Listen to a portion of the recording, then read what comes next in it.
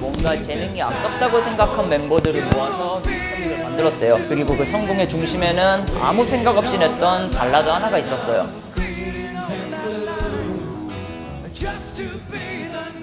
한 시대를 풍미한 옛날 뮤지션을 알아보는 시간, 복고맨입니다. 이제는 한 가수를 단편으로 추려서 소개하는 시간도 좀 가지려고 해요. 꼭 특집이 아니더라도 충분히 다룰 만한 가수들이 있지 않습니까? 오늘 다룰 밴드는 세계 최고의 연주자들만 모아 만든 슈퍼밴드, 본토에서보다 아시아에서 특히 많은 인기를 끌었던 밴드 미스터 빅이에요. 락밴드지만 사실 우리나라에서는 그 발라드로 이름이 더 많이 알려져 있죠. To Be With You, 와일드 월드 같은 노래들이 제일 먼저 떠오르는데 세계 최고의 연주자만 모아놓고 이게 뭐하는 짓이냐 하는 말도 있고 사실 좀 그랬어요. 하지만 막상 까보면 그 실력을 자랑하는 테크니컬한 곡도 무지하게 많은 밴드입니다. 미스터 빅은 다른 슈퍼밴드와는 약간 다른 길을 걸었어요. 맘먹고 월드 클래스 멤버들을 스카우트하는 과정부터 해체하기까지, 그리고 다시 되살아나기까지의 30년간의 여정을 이 영상을 통해서 한번 짚어보도록 할게요. 자, 미스터 빅을 만든 사람은 베이시스트인 빌리 시언입니다. 지금도 베이시스트 하면은 한 손가락으로 꼽히는 장인 중 장인인데 뭔가 재능이 아깝다고 생각한 멤버들을 모아서 미스터 빅을 만들었대요. 에릭 마틴 밴드와 솔로를 모두 해봤지만 큰 성과가 없었던 보컬 에릭 마틴, 레이서 X라는 밴드에 소속되어 있었지만 결정적인 한 방이 부족했던 기타 폴 길버트, 그리고 여러 밴드를 전전했지만 역시 뚜렷한 소속이 없던 팻 토페이. 빌리 시언은 직접 발로 뛰면서 이들을 모두 스카우트하게 되는데 이게 자연스럽게 만들어진 밴드가 아니잖아요. 인위적으로 짜여진 밴드다 보니까 음악 색깔을 함께 맞춰봐야 되는데 에릭 마틴은 처음 폴 길버트가 연주하는 걸 보고 너무 무서웠다고 하죠.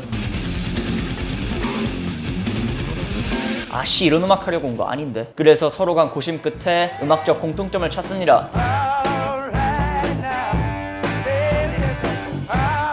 멜로디를 강조한 하드락 밴드의 면모는 바로 여기서 나왔다고 보시면 됩니다. 미스터 빅이라는 이름도 그 프리의 곡이었던 미스터 빅에서 따온 거예요. 그러니까 미스터 빅이 다른 슈퍼밴드와 다른 음악을 하게 된 데에는 에릭 마틴의 영향이 많이 컸다고 보시면 될 것 같고요. 실제로 에릭 마틴의 목소리도 마냥 거친 게 아니라 부드러우면서도 허스키한 그런 면모를 갖고 있었거든요. 그리고 그 미성 덕분에 동양에서 특히 인기가 많았습니다. 어쨌든 이 밴드는 결성부터 많은 화제를 몰고 오게 되죠. 실력으로는 누구도 따라올 자가 없었기 때문에 동종업계 밴드들의 견제를 받게 됩니다. 그렇게 수많은 기대 속에 일찍 미스터 빅이 나오고 미스터 빅은 그 화려한 여정을 시작하는 거예요.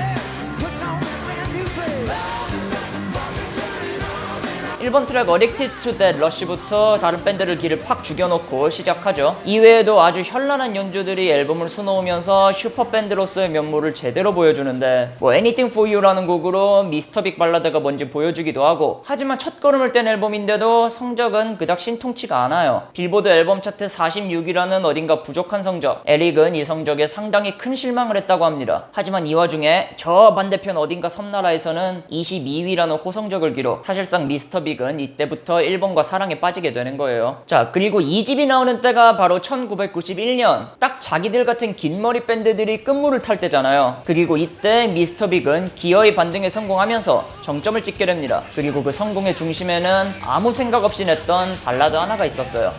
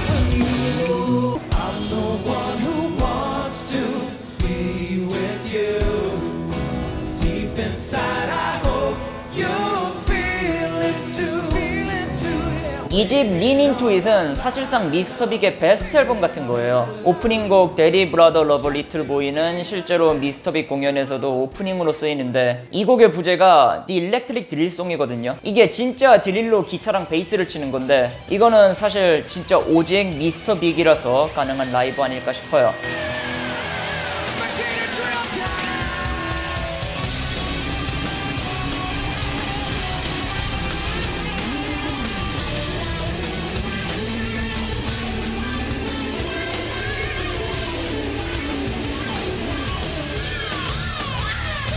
그 외에도 제가 베스트로 꼽는 미스터 빅의 곡들이 거의 다 여기에 있습니다. 그리고 이런 화려한 트랙 리스트의 끝은 바로 미스터 빅의 Yesterday라고 불리는 To Be With You. 에릭이 어릴 때 썼던 곡인데 진짜 앨범의 굿바이 트랙 같은 의미로 별 생각 없이 집어넣은 거래요. 원래는 들어갈 예정도 없었으니까 당연히 히트곡이 될 거라고도 생각도 못한 곡이죠. 근데 라디오 방송국에서 자기들 싱글은 안 틀고 이것만 무한반복하기 시작합니다. 멤버들도 레코드사도 생각지 못한 곡에서 갑자기 주가가 떡상하기 시작. 미스터 빅은 급하게 이걸 후속곡으로 정하고 그때부터 푸시에 들어가죠. 그리고 뮤직비디오가 MTV에 반복 재생되면서 생전 꿈도 못 꾸던 빌보드 싱글 차트 1위의 영광까지 차지합니다.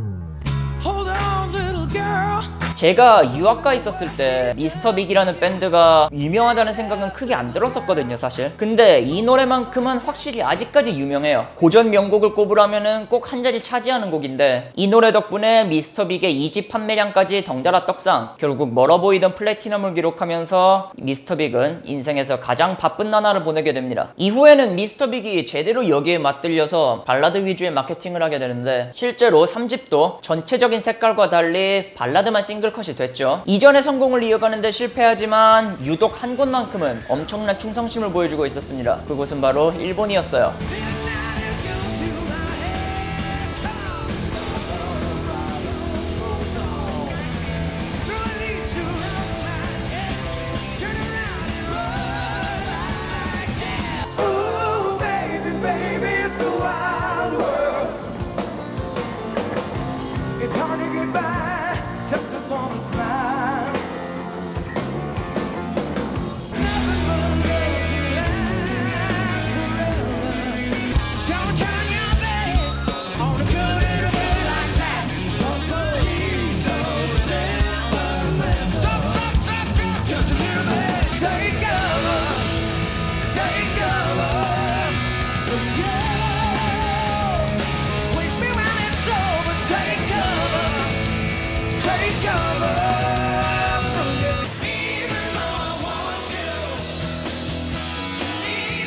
사실 우리나라에서도 인기가 많았고 아시아 쪽은 다 그랬다고 하지만 거기서도 일본의 마켓 사이즈가 압도적으로 큰 건 사실이잖아요. 이후의 앨범들도 다른 데서는 다 뚝 떨어지는 성적을 보이는데 오직 일본에서만 더 좋은 성적을 거뒀어요. 미스터 빅의 라이브 앨범 목록을 보시면 거의 일본 없으면 살 수 없는 몸입니다. 로 라이크 스시, 재팬데모니엄, 라이브 앳 부도칸, 인재팬, 백투 부도칸, 아예 각 잡고 일본 하나만 파고 있는 게 보여요. 에릭 마틴은 또 일본 노래들만 커버해서 솔로 앨범을 내기도 하고 다른 멤버들도 일본을 수시로 들락날락하게 되죠. 그러나 이 와중에 폴 길버트는 밴드에 불만이 커져서 탈퇴를 하게 됩니다. 에릭 마틴은 맨날 자기랑 빌리가 싸우는 거 보기 싫어서 나간 게 아닐까 싶다고 말하는데 사실 이전에 레이서 X 같은 거친 음악을 하던 폴이 미스터 빅의 음악적 방향성을 좋아했을 것 같진 않아요. 그렇게 폴이 나가고 미스터 빅의 헤비한 색채는 더욱더 지워지게 되는 거고요. 새로운 기타리스트 리치 코첸이 합류한 이후로 미스터 빅의 음악은 이전보다 더 말랑해지고 그 다음에 더 블루지한 면모를 보여줍니다.